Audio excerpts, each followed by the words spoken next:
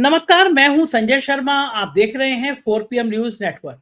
देश के एक बेहतरीन पत्रकार हैं नीलू व्यास।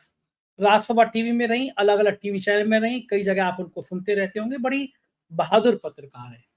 मैंने देश के जो मौजूदा मुद्दे चल रहे हैं उनसे, उन तमाम मुद्दों पर उनसे बड़ी बेबाक बातचीत की और बड़े जोश के साथ और बड़े हौसले के साथ उन्होंने उन मुद्दों पर मुझे जवाब भी दिए।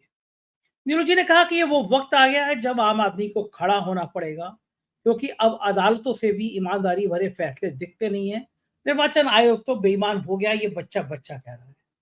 उन्होंने कहा कि हम पहले जजों पे कमेंट नहीं करते थे, लेकिन अगर जज भी अखबारों में तेल डाल के बैठ जाएंगे तो सवाल पूछने पड़ेंगे कि उमर खालिद की जमानत पर 4 साल में फैसला क्यों नहीं होता है और राम रहीम जैसा बलात्कारी इतनी आसानी से पैरोल पर बार बार क्यों बाहर आ जाता है।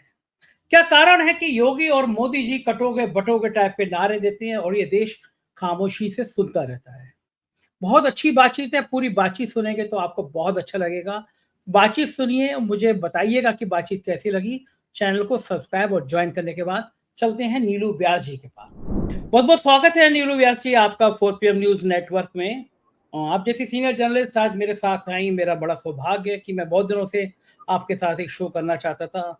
बहुत दौर से मेरी पूरी टीम जब आप राज्यसभा टीवी में थी तब से आपको लगातार देखती रही थी और देश के जो हालात हैं, मुझे लगा आज आपने इतने शानदार शानदार इंटरव्यू किए अलग अलग प्लेटफॉर्म पे, तो आपसे बातचीत की जाए।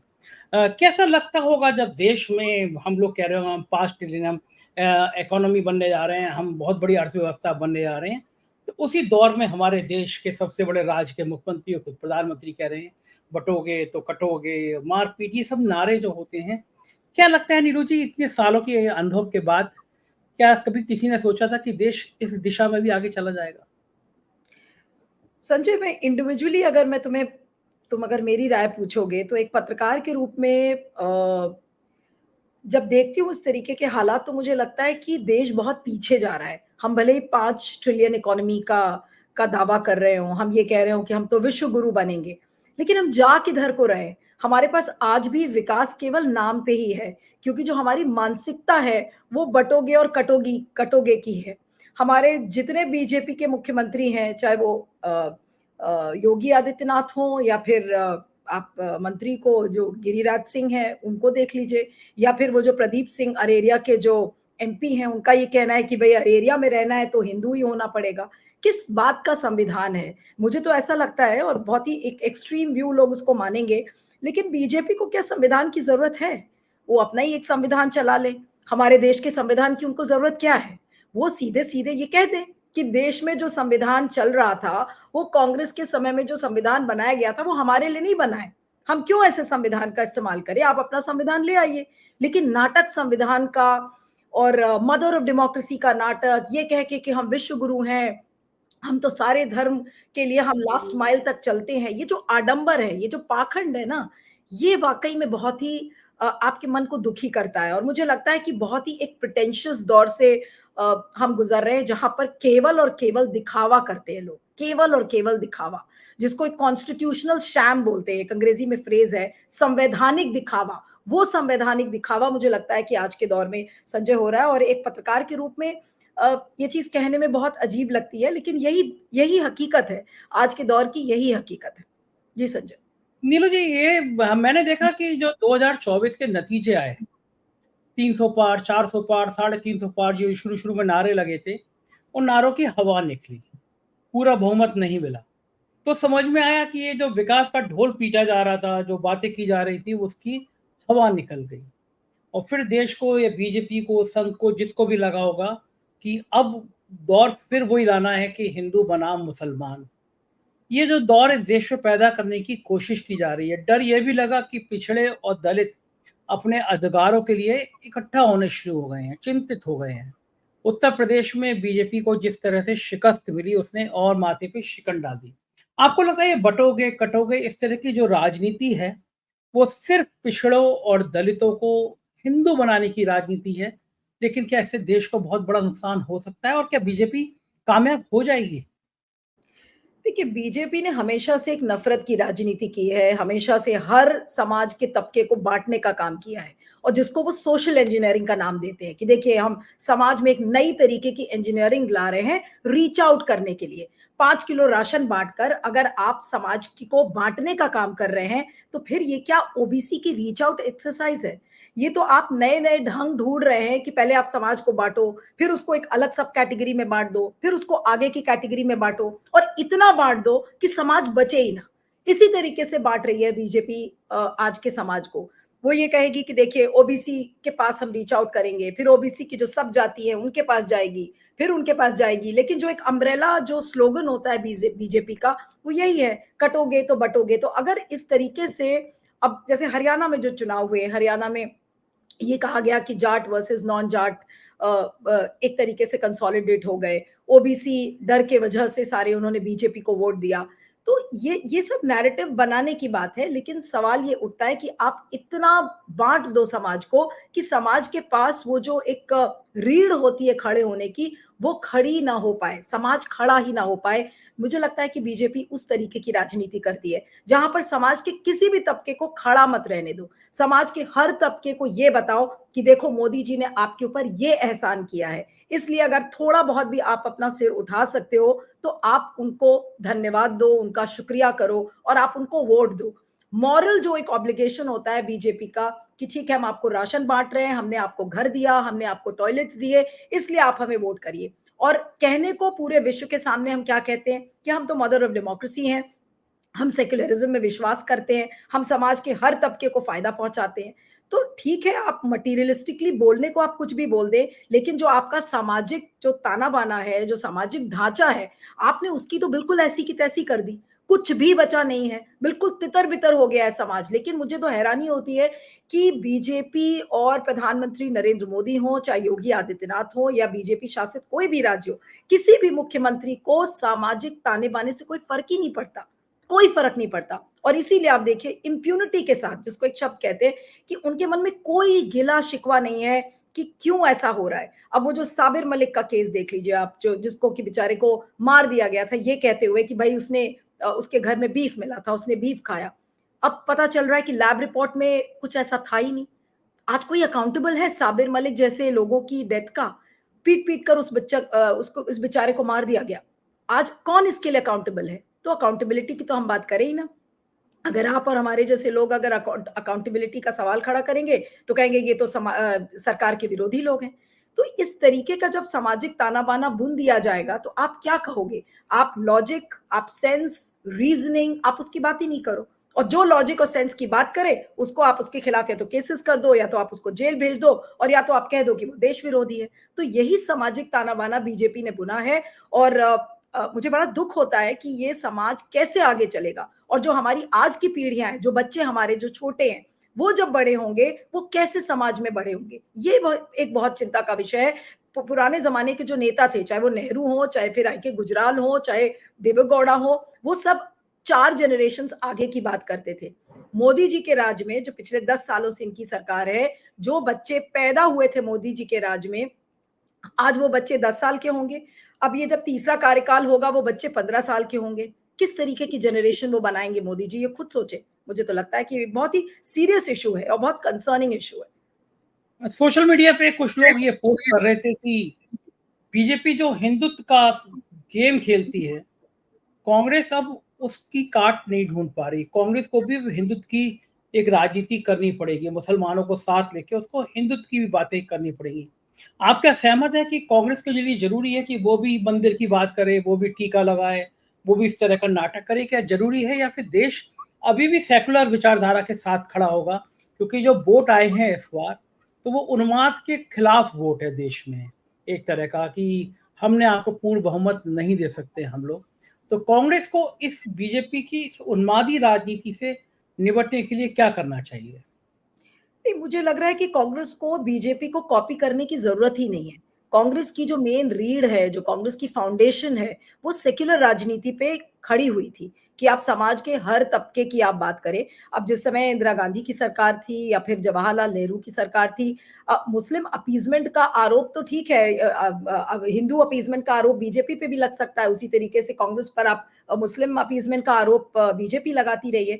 लेकिन जो संविधान की, सेक्युलरिज्म की जो राजनीति थी, जो एक समय में बहुत ज्यादा सफल हुई थी, मुझे लगता है कि वापस उसी फाउंडेशन पे ही कांग्रेस को काम करना चाहिए। और काफी कुछ पटरी पर राहुल गांधी लेकर भी आए थे 2024 में, जो संविधान का नारा दिया, सब सब सब लोगों को साथ लेके चलने का, नफरत के बाजार में मोहब्बत की दुकान, ये बहुत अच्छा स्लोगन था और उसने राहुल गांधी को बिल्कुल सेंटर स्टेज पर लाके खड़ा कर दिया। तो मुझे नहीं लगता कि हिंदुत्व की राजनीति का जवाब देकर और कांग्रेस के लोगों को भी टीका लगा देना चाहिए या बहुत ज्यादा मंदिर जाना चाहिए, क्योंकि जब हिंदुत्व को कॉपी करेगी कांग्रेस तो फिर सब यही कहेंगे कि अरे बीजेपी को तो आप पछाड़ नहीं सकते, और फिर वो कांग्रेस का आडंबर लगेगा। इसलिए मुझे लगता है कि जिस पटरी पर इस समय राहुल गांधी चल रहे हैं, उसी पटरी पर सिर्फ राहुल गांधी ही नहीं बल्कि कांग्रेस के और नेता भी चले।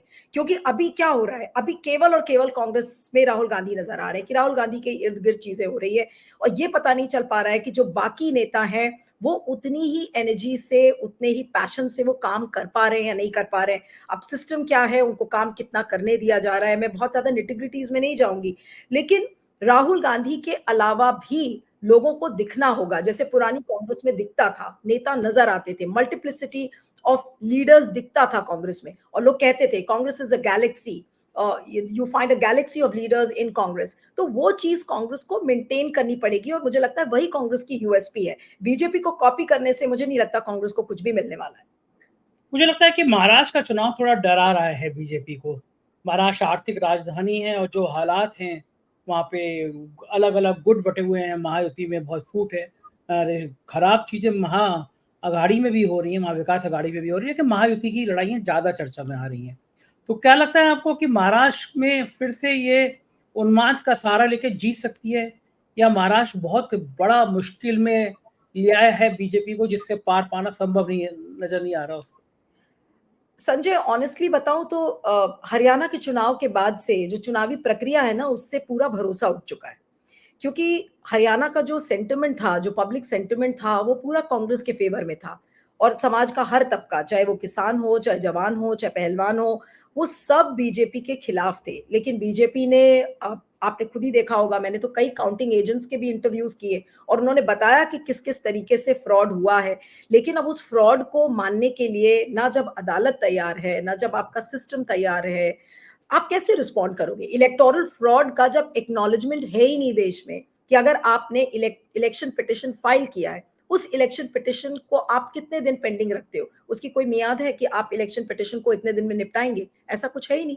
तो जब देश में इलेक्शन फ्रॉड को टैकल करने के लिए हमारे पास सिस्टम नहीं है, और फ्रॉड पूरी तरह से हो रहा है, सामने दिख रहा है, कभी आपकी ईवीएम मशीन्स को बंद कर दिया जाएगा, कभी जो जो कनेक्टेड मशीन्स हैं वो ऑफ हो जाएंगी, या फिर अचानक, जो काउंटिंग एजेंट्स बता रहे थे, मैं उन्हीं के हवाले से बता रही हूँ, और वो कोई प्रोपेगेंडा नहीं था, वो उन्होंने आप बीती बताई थी जो उन्होंने वहां पर फेस किया। जो पूरा काउंटिंग सेंटर है उसको किस तरीके से बनाया जाता है कि एक बेचारा काउंटिंग एजेंट है, उसको ऐसा लगता है कि वो नॉर्थ कोरिया में जाकर बैठ गया है। यानी कि जो पूरा काउंटिंग प्रोसेस है, बोलने के लिए हम क्या बोलते हैं, हमारे राजीव कुमार क्या बोलते हैं कि हम तो बहुत रोबस्ट काउंटिंग सिस्टम बनाएंगे, गोल्ड स्टैंडर्ड का हम इलेक्शन कराते हैं। कैसा गोल्ड स्टैंडर्ड का इलेक्शन, जब आपका बेसिक फॉर्म 17C सही नहीं है, आपके जो भी डाउट्स हैं मन में, आप उस डाउट को एड्रेस करने के लिए तैयार नहीं है, और उस डाउट का डी के बारे में भी जब बात की जाती है तो आपको ये बोल दिया जाता है कि भाई आप डाउट क्यों कर रहे हो? इलेक्शन कमीशन तो एक कॉन्स्टिट्यूशनल अथॉरिटी है, और कोर्ट्स भी आपका साथ देते हैं, क्योंकि कोर्ट्स में जब ईवीएम और वीवीपैट का केस चल रहा था, तो याद करिए वो जिस तरीके का जो आर्ग्यूमेंट हो रहा था, इलेक्शन कमीशन के लॉयर और वो लोग किस तरह से आपस में बहस कर रहे थे, और अल्टीमेटली सुप्रीम कोर्ट को क्या कहना पड़ा कि it's a constitutional authority, we will find some ways out but we can not get into it. यानी कि सुप्रीम कोर्ट भी अपने हाथ खड़ा कर देता है जब इलेक्टोरल फ्रॉड को पॉइंट आउट करने का मामला आता है। तो जब हरियाणा में इस तरीके की चीजें हुई हैं, वोट फॉर डेमोक्रेसी की रिपोर्ट याद करिए 2024 के चुनाव में क्या हुआ था। तो अगर महाराष्ट्र का चुनाव, पब्लिक सेंटिमेंट तो पूरा बीजेपी के खिलाफ है, और साफ साफ वहां की जनता को ये लगता है कि भाई आपने उद्धव ठाकरे की पार्टी के पीठ में छुरा भोंका, आपने लोगों को धोखा दिया, आपने पार्टी को तोड़ा, और लोगों को सुप्रीम कोर्ट से भी नाराजगी है कि एक अवैध सरकार को आपने वैध ठहरा दिया। तो सुप्रीम कोर्ट से नाराजगी है, आपको चुनाव आयोग से नाराजगी है, BJP as a political party उसके अगेंस्ट तो आपकी नाराजगी है ही। किस एंगल से बीजेपी जीतेगी? क्या लाड़की बहन योजना दे देकर, आप घर बना बनाकर कितने दिन आप चलेंगे? तो सेंटिमेंट पूरा उसके खिलाफ है, लेकिन अब बीजेपी के पास पैसा है, मसल पावर है, किसी को खरीदने की ताकत है, और फिर संस्थाएं जब साथ में है तो फिर ठीक है, आप कैसे भी चुनाव जीत जाओ। लेकिन ऐसा जीता हुआ चुनाव मुझे लगता है कि ये लॉन्ग टर्म के लिए, जो लोकतंत्र के लिए, वो ठीक नहीं है। कभी ना कभी ऐसा समय आएगा, और ये हिस्ट्री बताती है, इतिहास बताती है। आप फ्रेंच रेवोल्यूशन देख लीजिए, आप पुराने जितने इंग्लिश रेवोल्यूशंस हैं उनको उठा के देख लीजिए। कभी भी इलेजिटिमेट सरकार कभी भी ज्यादा दिन नहीं चलती है, और खुद से जब नेता नहीं हटते हैं तो फिर उनको भगा दिया जाता है, और जनता एक समय आता है जब उनको मार कर भगाती है। तो ठीक है, अभी जितने दिन चल रहा है, जितने दिन भारत की किस्मत में इस तरीके की सरकार है जो आपके साथ फ्रॉड करती है ओपनली, आपके हर सवाल को नजरअंदाज करने की कोशिश करती है, तो फिर चलेगा। कितने दिन चलेगा ये भी देखना है। लेकिन हर समाज में एक रेजिलियंस होता है, हमेशा पुशबैक की एक ताकत होती है, तो वो देखना होगा कि वो पुशबैक कब बिल्कुल एक पीकिंग पॉइंट पर आ जाएगा और समाज फिर आपकी कोई बात सुनेगा नहीं। तो वही देखना होगा, और मुझे लगता है कि सरकार उसी सिचुएशन में लाकर चीजों को ढकेल रही है कि आप जाओ, कितना पुशबैक कर लो, और फिर एक अल्टीमेट सिचुएशन आएगी जब वो पूरा बबल फटने लगेगा, और तब आप समाज को संभाल नहीं पाओगे। बिल्कुल जी ठीक बात संजय। है नीरू जी। और मुझे तो लगता है कि एक बड़ा लोगों को मन में निराशा ये भी है कि मशीनों का दौर है, कंप्यूटर का दौर है, ये हाथ से गिनने वाला दौर नहीं है। आज शाम को जो काउंटिंग का मत प्रतिशत होता है 24 घंटे बाद बढ़ जाता है, फिर 48 घंटे बाद बढ़ जाता है, फिर 72 घंटे बाद बढ़ जाता है। और हरियाणा में तो ये कुछ ये आंकड़ा क्या है कि जहां जहां ये वोट परसेंटेज बढ़ा वहां वहां बीजेपी जीत गई। तो लोगों के मन में चुनाव आयोग के लिए बहुत बड़े सवाल खड़े हो रहे हैं। तो क्या महाराष्ट्र में संजय राउत ने शुरू में कह दिया था कि चुनाव आयोग का ये खेल यहाँ नहीं होना चाहिए? क्या लगता है कि ये महाराष्ट्र में भी हम यही सीन देखेंगे कि मत प्रतिशत बढ़ेगा, फिर बढ़ेगा, फिर बढ़ेगा, यानी तीसरे दिन तक वो मत प्रतिशत बढ़ता ही रहेगा? ऐसा भी हो सकता है क्या? संजय, कोई ताज्जुब नहीं होगा जब हमने 2024 के चुनाव में देखा, उसके बाद हरियाणा के चुनाव में देखा, तो महाराष्ट्र में भी कुछ इसी तरीके की एक्सरसाइज हो जाएगी। लेकिन मुझे ये देखना है कि कोर्ट्स कब तक आंखें बंद करके इस पे बैठ सकते हैं, क्योंकि कभी ना कभी तो कोर्ट्स आंसरेबल होंगे। अभी आपने देखा था सीजेआई चंद्रचूड़ को, उन्होंने एक भूटान भूटान शायद गए हुए थे, वहां के लेक्चर में उन्होंने बोला कि भाई मुझे आगे की लेगेसी याद कैसे करेगी, हिस्ट्री मुझे कैसे याद करेगी। तो याद करेगी तो आपको कहीं ना कहीं तो आप आंसरेबल होगे। अभी आज जस्टिस चंद्रचूड़ 10 नवंबर को रिटायर हो जाएंगे, लेकिन जो भी चीफ जस्टिस आ रहा है उनको ये सारे जो स्टिकी इश्यूज है उन पर उनको बात करनी होगी, वो एड्रेस उनको करना पड़ेगा। और नहीं करेंगे तो फिर कोर्ट्स के लिए भी जनता शोर मचाएगी कि भाई ये किस तरीके की अदालतें हैं। तो नॉर्मली हम लोग अदालतों पे कमेंट नहीं करते हैं, लेकिन अब मुझे लग रहा है कि धीरे धीरे बिल्कुल अति होती जा रही है और चीजों को बहुत ब्रेजन कर दिया गया है। अब जिस तरीके से आजकल चंद्रचूड़ साहब का भाषण आ रहा है, आप उसको एग्जाम्पल के तौर पर देख लीजिए कि भाई आने वाले जो जजेस हैं या आने वाली जो नई नस्लें हैं जजेस की, अब मेरा कोई ऐसा कोई वो नहीं है कि मैं किसी जज के खिलाफ ऐसा कुछ बोलूं, लेकिन मैं सिस्टम पे कमेंट कर रही हूँ, इसलिए मैं इस बात को कह रही हूँ कि आपने न्याय की मूर्ति की पट्टी आपने हटा दी। आप सुप्रीम कोर्ट बार एसोसिएशन की चीजों को आप सुनने के लिए तैयार नहीं है। फिर आप ये कहते हैं कि भाई राम जन्मभूमि बाबरी मस्जिद का जब मैं वर्डिक्ट लिख रहा था तो फिर मुझे भगवान से याचना करनी पड़ी। एक जुडिशियल प्रोप्राइटी नाम की चीज होती है, वो कहाँ जा रही है?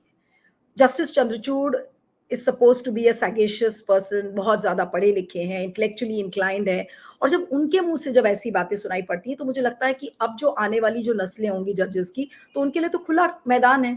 आप जैसे चाहो आप सिस्टम के साथ छेड़छाड़ करो, क्योंकि अब आपको आगे बढ़ना है। अब मुझे नहीं पता कि चंद्रचूड़ साहब का पर्सनल उसमें बेनिफिट क्या है, ये तो अभी नहीं पता चल सकता। जब वो रिटायर होंगे उसके बाद अगर वो कुछ बेनिफिट के लिए वो आगे जाते हैं या कुछ पॉलिटिकल बेनिफिट्स रीप करते हैं, तब उस पर कमेंट्री होगी, जैसे रंजन गोगोई के साथ हुई थी। लेकिन आगे की जो जनरेशन्स हैं जजेस की, वो उनके लिए कैसा मैदान छोड़ कर जा रहे हैं, आप ये देख लीजिए कि जहां पर आप लेडी ऑफ जस्टिस का ब्लाइंड फोल्ड आपने हटा दिया, आप कह रहे हैं कि भाई जस्टिस इज नॉट ब्लाइंड, और आप जिस तरीके की चारों तरफ चीजें हो रही हैं, तो आप सोच लीजिए कि अदालतों की हालत क्या होने वाली है। और अगर जस्टिस चंद्रचूड़ इस बात को कह रहे हैं तो फिर बाकी जजेस क्या करेंगे मुझे नहीं पता। और ये खाली मैं ही नहीं कह रही हूँ, दुष्यंत दवे ने एक इंटरव्यू में कहा, उसके बाद मैंने 2-3 जजेस के इंटरव्यूज किए हैं, बहुत ही स्केदिंग अटैक्स थे वो जुडिशरी पर, कि ये बहुत ही एक जो नया लो दिखता है जुडिशरी में वो दिख रहा है। So it's things really don't look very very encouraging, Sanjay. Neeru ji, जब उन्होंने पूछा कि इतिहास कैसे याद करेगा, तो सोशल मीडिया पे लंबी चौड़ी पोस्ट लोगों ने लिखी कि इतिहास ऐसे याद करेगा कि आपके टाइम में न्यायालय में राम रहीम जैसे बलात्कारी को जमानत मिल जाती है और 4 एब्सोल्युटली। साल से बंद जेल में उमर खालिद का कोई जिक्र भी नहीं आता है, तारीख पे तारीख लग जाती है, एक नौजवान का परिवार उसको इंतजार करता रहता है। उमर खालिद के मामले में अदालतों को सांप क्यों सूंघ जाता है? क्या उस नौजवान की इतनी बड़ी गलती है कि देश की सबसे बड़ी अदालत में उसकी जमानत पर सुनवाई नहीं होती है? यही यही तो सबसे बड़ी दुविधा है पूरे जुडिशियल सिस्टम की, कि आप जो आर्टिकल 21 है, right to life and liberty, आपका बेल आपका एक राइट है। मुझे खुद समझ में नहीं आता है कि कोर्ट्स को क्यों इतनी देरी हो रही है समझने में। अब जैसे पीएमएलए के केसेस है, पीएमएलए के केसेस को एक हौवा बना दिया गया था। अब लेकिन जब से लगातार पीएमएलए के केसेस डिमोलिश हो रहे हैं, डिमोलिश शब्द मैं इसलिए यूज कर रही हूँ क्योंकि एक किले की तरह खड़ा कर दिया था मोदी सरकार ने पूरे उस पीएमएलए के कानून को, कि भाई एक ऐसा किला बना देंगे जिसको कोई भेद नहीं पाएगा। लेकिन धीरे धीरे कोर्ट्स को समझ में आया और कोर्ट्स ने उनको उसमें बेल देनी शुरू की, चाहे वो संजय सिंह हो, चाहे अरविंद केजरीवाल हो।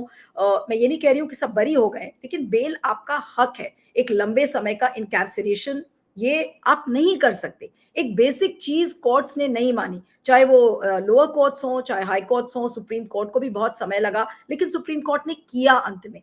लेकिन जिस तरीके से पीएमएलए का जो पूरा जो किला है वो बिल्कुल अब ध्वस्त दिखता है, क्योंकि साफ दिख रहा है कि आपने अपनी ईडी और जो जितनी भी जांच एजेंसीज है उनका आपने दुरुपयोग करके और लोगों को बेल नहीं दिलवाई।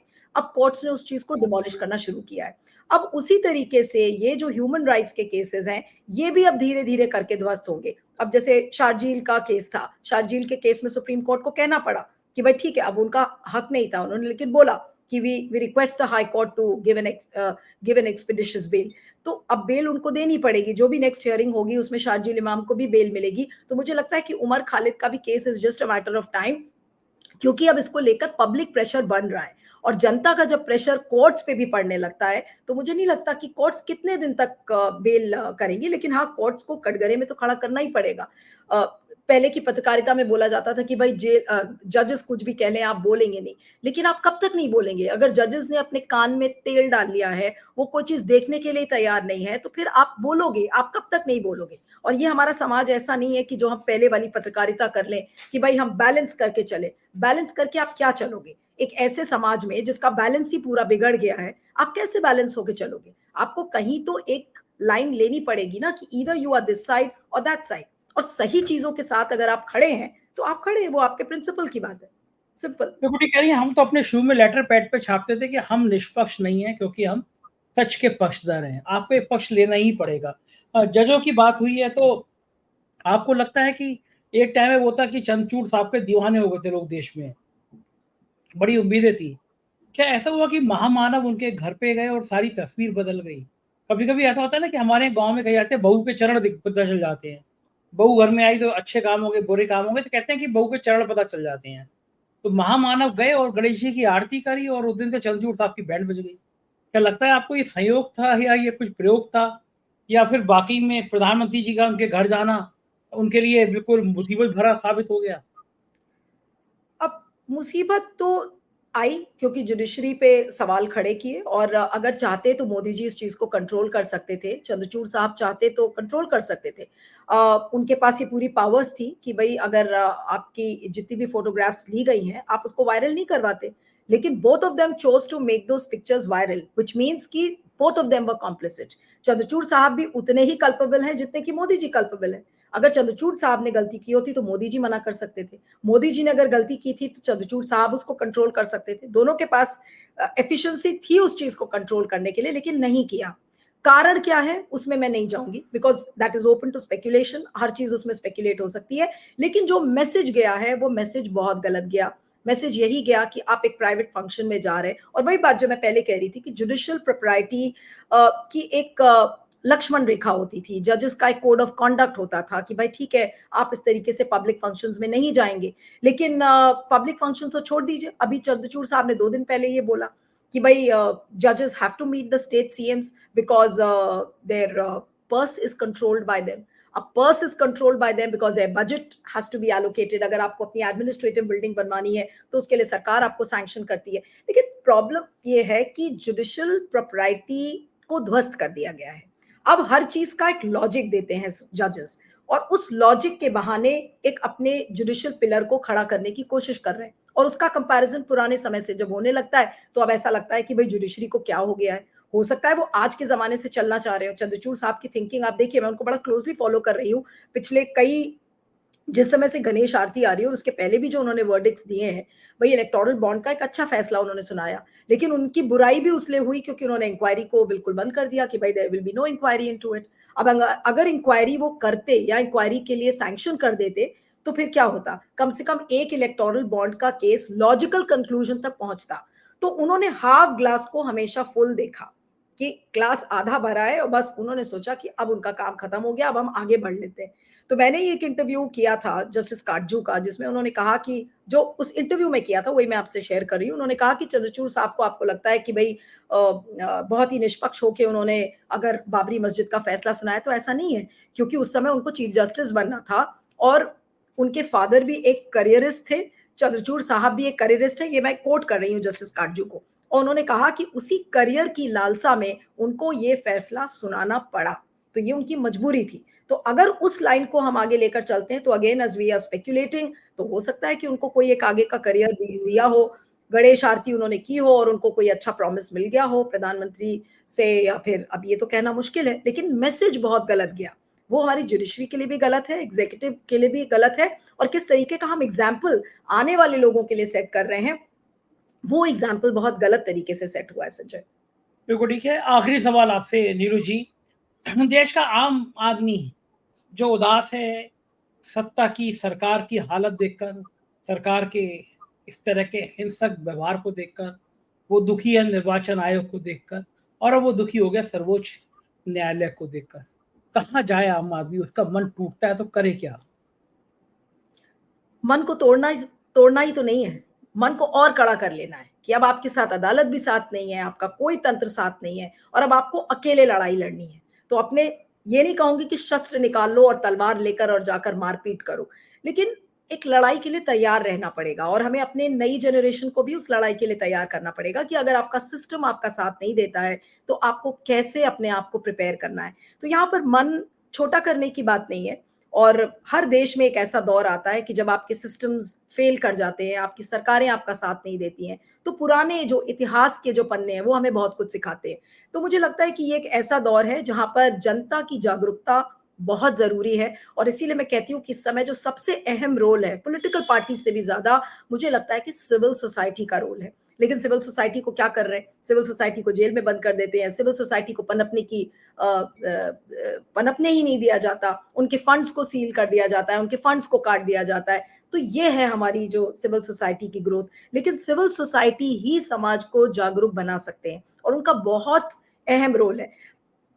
अगर बीजेपी आरएसएस के आधार पर पूरा चुनाव जीती है, तो आपको क्या लग रहा है, समाज अगर जागरूक होगा तो वो बिना सिविल सोसाइटी के जाग जाएगा? आज गांव में छोटे जो लोग हैं, जो पढ़े लिखे नहीं है, अगर उनको अपने राइट्स के बारे में जानना है, आज भी साइकिल पर एक सोशल एक्टिविस्ट जाता है, गांव में लोगों को समझाता है। उस एक साइकिल पर चढ़ते हुए सोशल एक्टिविस्ट का उसको कोई ज्यादा पैसे नहीं मिलते, लेकिन वो समाज के, गांव के एक छोटे से कोने में जाके लोगों को समझाता है कि उनके अधिकार क्या है, और इसीलिए वो राइट टू वोट बनता है कि भाई आप अपना मन कड़ा कर लो कि आपको किस पार्टी को वोट देना है, कौन सी पार्टी आपके लिए अच्छी होगी।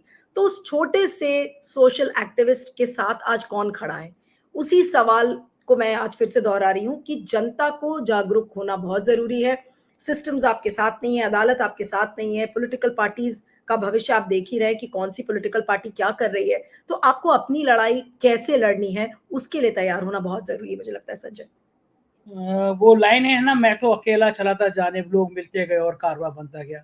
बहुत बहुत शुक्रिया नीलू जी, आपने इतना समय दिया, मुझे आपसे बात करके बहुत अच्छा लगा। Thank you Sanjay. ये थी नीलू व्यास जी, और मुझको यकीन है बातचीत आपके मन को छू गई होगी।